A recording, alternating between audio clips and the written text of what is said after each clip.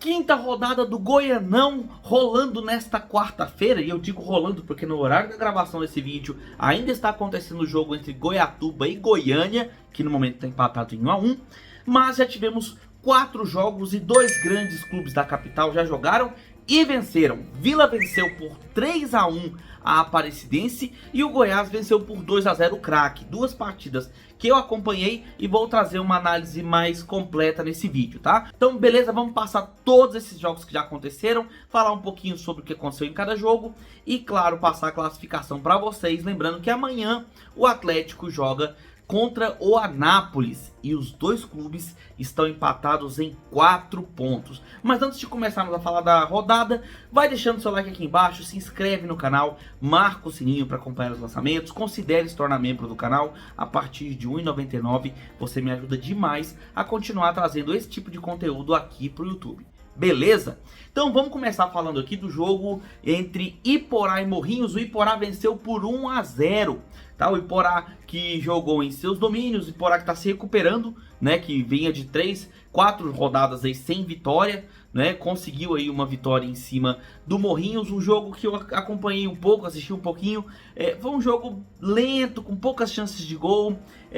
Foi um jogo legal, até movimentado, mas assim, faltava meio objetividade para as equipes, mostrando o porquê que as duas estão ali na parte de baixo da tabela, né? Mas o Iporá conseguiu sair com um golzinho ali no segundo tempo e venceu a partida, empurrando Atlético e Anápolis para, respectivamente, nona e 10ª posição do campeonato. O Anápolis fica beirando a zona de rebaixamento, que são dois clubes que caem nesse Goianão, né? O Anápolis com 4 pontos e o Atlético também. Detalhe que as duas equipes vão se enfrentar amanhã, né? Na quinta-feira, eles se enfrentam no Acioli. Beleza? Agora, vamos lá. Falamos do Iporá, aí tivemos também a Jataiense vencendo o Goianésia e derrubando um dos invictos, né, dessa competição. O Goianésia que ainda não havia perdido, mas caiu a invencibilidade do Goianésia também, né? O Goianésia perdeu em casa por 1 a 0 para o time da Jataiense. Lembrando que a Jataiense veio da segunda divisão, né, do Goianão ano passado, inclusive veio na segunda colocação, já que o Goiatuba foi o campeão. Jataiense vence fora de casa e chega nesse momento à 3ª colocação do Goianão, ficando atrás apenas de Vila Nova e Goiás.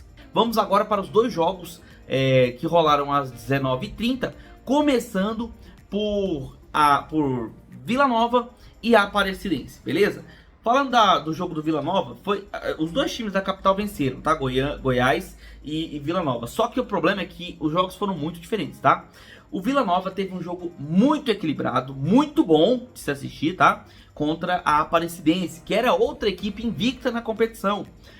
A Aparecidense não havia perdido nenhum jogo ainda, jogou seguidamente contra Atlético, Goiás e agora o Vila. Enfrentou o Atlético e venceu em casa por 2 a 1 de virada, depois empatou com o Goiás e agora vinha fazendo um bom jogo no primeiro tempo com o Vila Nova.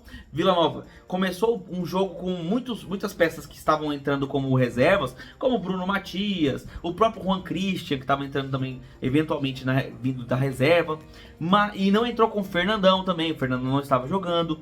E aí o Vila teve um primeiro tempo onde começou bem o jogo, principalmente com as jogadas vindas da direita, né? O Vila fazendo muitas jogadas aí pelo lado direito com o Juan Christian, mas o jogo bastante equilibrado.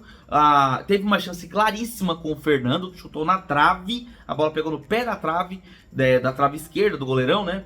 E acabou indo para fora. E depois a Aparecidense respondeu com uma cabeçada onde o goleirão do Vila Nova, o Denis Júnior, fez uma defesaça que garantiu naquele momento, né, o empate até os 45 minutos do primeiro tempo, quando o Alisson finalizou, sempre ele nesse campeonato. Então o Alisson tá fazendo gol pra caramba, finalizou e a bola desviou ali, contou com desvio na zaga e enganou o goleirão da Aparecidense, Pedro Henrique, e aí venceu o goleiro 1 a 0 para o Vila aos 45 do primeiro tempo. Viemos pro segundo tempo e aí até os 30 minutos do segundo tempo a Aparecidense era melhor, inclusive conseguiu chegar ao empate, né? Numa finalização ali do Dudu Ferreira, que estava jogando muito bem, inclusive um dos melhores jogadores da partida, da Aparecidense, inclusive, né? Finalizou ali da entrada da área, logo dentro da grande área ali, recebendo uma bola cruzada da direita, e daí saiu o gol que dava o empate para a Aparecidense. E esse empate não durou muito, porque assim que foram feitas as substituições, o Igor Magalhães entrou com o Sandrinho pela esquerda, entrou com a Apodi pela direita, trocando algumas peças já cansadas, né? Como o Juan Christian, por exemplo. E aí botou o Ralf, que estava jogando como zagueiro, de volta para a volância. E o Vila, num cruzamento de escanteio, acabou fazendo o segundo gol, né? A bola foi passando por todo mundo. E aí o Anderson Conceição, que também havia entrado no segundo tempo para justamente ajudar o Ralf a se adiantar para meio do campo, né? Para ir para a volância, finalizou de dentro da área, fez o segundo gol do Vila. E aí a Aparecidense sentiu muito o impacto desse segundo gol. Não conseguiu reagir. E aí teve um erro assim que eu considero bem grotesco, tá? O Sandrinho, que tinha entrado no segundo tempo, fez um cruzamento, a defesa da Aparecidense parou, o goleiro também, o Apodi chegou para finalizar, mas não tocou na bola, a bola passou pelo Apodi, pelo goleiro, bate na trave e entra no gol. Uma falha assim generalizada da defesa da Aparecidense, obviamente méritos também do cruzamento do Sandrinho, que fez o seu gol, acredito que seja o primeiro gol com a camisa do Vila como profissional, né? Se não for, coloca aqui nos comentários, tá? Corrija aqui por gentileza. Mas faz o seu gol e aí deu os números finais da partida. 3-1, que mantém o Vila com 12 pontos e líder da competição. Líder com méritos, tá? Porque vem jogando bem. Pegou uma Aparecidense que é uma equipe muito forte, uma das melhores equipes da competição, na minha opinião, tá? Uma boa equipe, bem treinada, bem organizada, que fez frente ao Vila durante boa parte do jogo, mas o Vila conseguiu ali fazer o seu gol numa bola parada e depois aproveitou a falha da zaga, né? E aí virou uma festa, porque a Aparecidense parou de jogar, o Vila ainda teve outras chances claríssimas que o goleirão Pedro Henrique ainda defendeu, né? Com isso, o Vila vence, a Aparecidense perde sua invencibilidade. Ao mesmo tempo, o Goiás jogava lá em Catalão contra um dos times que estão na zona de rebaixamento, né? Do Goianão, o Craque de Catalão. Craque já foi 2 vezes campeão, né, do nosso Goianão aí, não vem bem das pernas nessa competição, né, pelo menos nessas 5 primeiras rodadas. Não havia vencido nenhum jogo, e aí vem para receber um Goiás totalmente modificado, entrando até com peças que costumam entrar também no segundo tempo, como é o caso do próprio Brenner Herculano, né, que entra bastante no segundo tempo. Beleza, o Craque vem, recebe essa equipe, e o jogo é bem fraco, tá? Mas bem fraco mesmo, diferente do jogo do Vila contra a Aparecidense. O jogo do Goiás foi bem fraquinho, porque o Goiás não conseguia ter saída de bola eficiente, o Craque com suas deficiências, dificuldades claras de formar jogadas ofensivas, nenhuma das duas equipes levando grande perigo aos gols, muito cruzamento perdido, muito toque errado, muita falta. Então assim, jogo tecnicamente fraco, tecnicamente baixo, né? E aí, primeiro tempo, inclusive, as melhores chances foram do Craque, tá? Na verdade, a melhor chance, porque houve uma bola cabeceada, onde ela cruzou a área, assim, foi cabeceada, foi passando pela zaga, quase que entra no gol. O zagueiro do Goiás foi tirar a bola pegou no jogador pegou ali no jogador do Craque, ali que tava tentando finalizar, e saiu por cima do gol. Quase que o Craque abriu o placar no primeiro tempo, isso era no finalzinho já, tá? E foi só também o que tivemos no primeiro tempo, tá? E aí, galera, fomos pro segundo tempo nesse 0-0, um jogo bem fraquinho, tá? E assim, eu questionava muito, inclusive, alguns amigos torcedores do Goiás, do porquê que o Goiás não usa os jogadores da base, como por exemplo o Pedrinho, que é um excelente jogador, mas vive sendo negligenciado, não participa das partidas, e é um jogador que deveria ser aproveitado como o Brenner Herculano bem sendo. E esse aproveitamento do Brenner Herculano trouxe resultados no segundo tempo. Até os 30 minutos, o jogo ia exatamente como no primeiro tempo. Um jogo fraco, tecnicamente lento, tecnicamente muito ruim, com erros de passe, de cruzamento, dificuldade dos jogadores de armar uma jogada ofensiva. O Craque muito limitado, mas muito limitado. Guerreiro, lutando, né? Lutando bastante. Inclusive tem um camisa 10 muito bom lá, que eu achei até legal, um bom jogador, mas também sobrando, tá? Nesse time limitado que o Craque tem. Obviamente, com todo respeito ao Craque, né, o Leão do Sul. Mas o Goiás que precisava fazer, né, valer ali seu tamanho, né, comparado ao clube do interior, não fazia frente também. Era um jogo bem fraquinho. Até que houveram as substituições. Substituições que foram feitas ali pelo técnico Zé Ricardo e começaram a surtir efeito pouco depois, tá?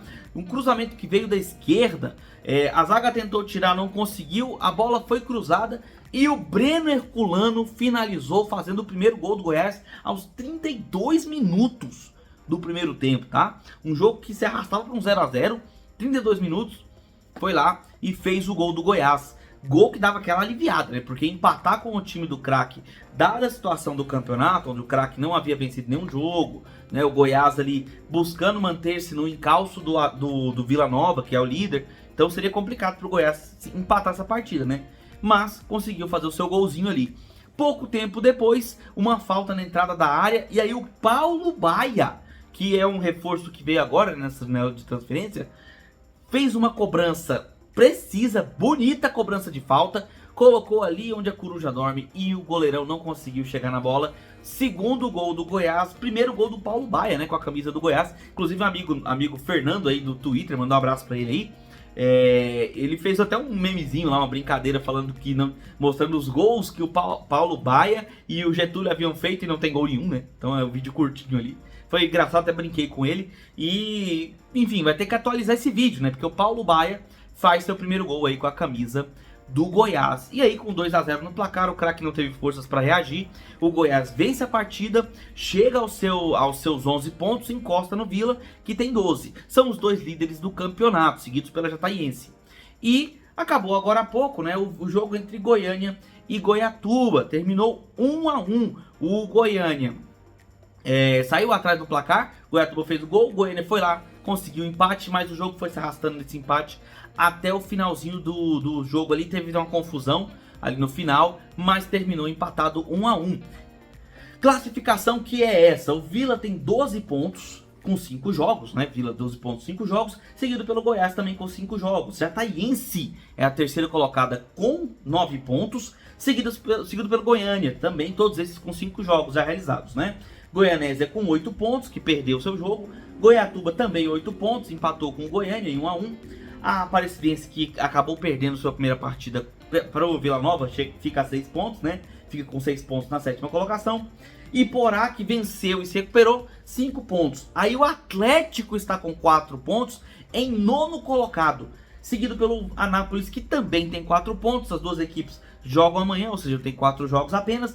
O Atlético fica à frente apenas pelo critério de gols, tá? Que é gols marcados. O Atlético fez 3, o Anápolis fez apenas 1, tá? Depois, na zona de rebaixamento, temos o Craque com 2 pontinhos apenas e o Morrinhos apenas 1 ponto. O Atlético joga amanhã contra o Anápolis e vai ter que correr atrás do prejuízo, vai ter que vencer a partida, né, se quiser continuar perseguindo aí os líderes do campeonato. E mesmo que vença, vai ficar longe, porque chegaria apenas a 7 pontos. A mesma coisa para o Anápolis. O Anápolis, se quiser se recuperar, vai precisar vencer esse jogo fora de casa contra o Atlético. O Anápolis também precisa se recuperar na partida, e empate é resultado ruim para as duas equipes. Beleza? Essa foi a rodada até o momento. Amanhã tem o vídeo de pós-jogo do Atlético aqui no canal, tá? Fiquem ligados que eu trago o vídeo de pós-jogo aqui pra vocês. Deixem aí nos comentários o que vocês estão achando desse começo de Goianão, desses resultados da 5ª rodada, do seu time de coração. Deixe sua opinião aqui embaixo, se inscreve no canal, marca o sininho e deixa seu like aqui no canal, que ajuda demais a divulgar o vídeo, beleza? Considere se tornar membro no canal. A partir de R$ 1,99 você faz parte do grupo de membros. Tem o grupo do WhatsApp, onde a gente conversa. Tem vários comentaristas que participam lá também. Você pode participar interagindo com essa galera, além de ter conteúdos exclusivos e antecipados do canal. Beleza? Vou ficando por aqui, a gente se vê nos próximos vídeos. E um abraço de torcedor para todos vocês.